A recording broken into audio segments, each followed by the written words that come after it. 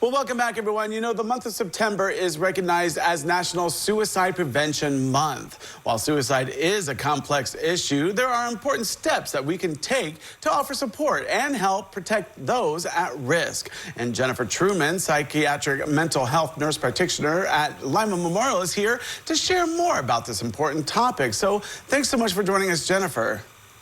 Thanks for having me. Yeah, so to start, can you tell us just a little more about Suicide Prevention Month and also its overall goal for health and well-being? Sure. It was started back in 2008, and the goal was to increase awareness and take away stigma around mental health. We want to encourage open conversations and not have the shame that goes along with the mental health stigma. And then another goal is to spread hope and just realize that suicide is a preventable disease or preventable illness, and help people move towards action. Yeah, so what are some warning signs that we should be looking out for in friends and family or even coworkers? One of the big signs is just withdrawal. If you're noticing that someone is not as involved in their own life or in your life as much as they usually are, that can be the first sign.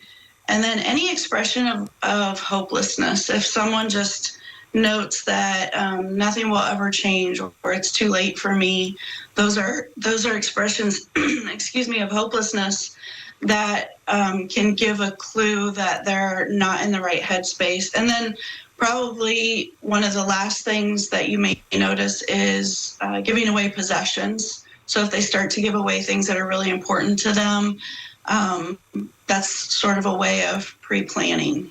Huh. So what should someone do if they are struggling or if they know a loved one who may be struggling with thoughts of suicide?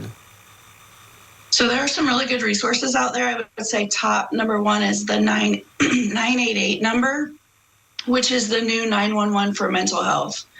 911, they rush sirens to you as fast as they can. 988, what they do is connect you immediately to a therapist and talk to you about how you're feeling and what the next steps are to your safety. And you can text or call that number, which I like that aspect. Same for 741-741, which is the Hope line. I would say as a friend, well, let me start by saying that there's a big myth out there that if you talk about suicide, it brings it to people's minds and it makes it more possible or likely that they would commit suicide, and that's not true.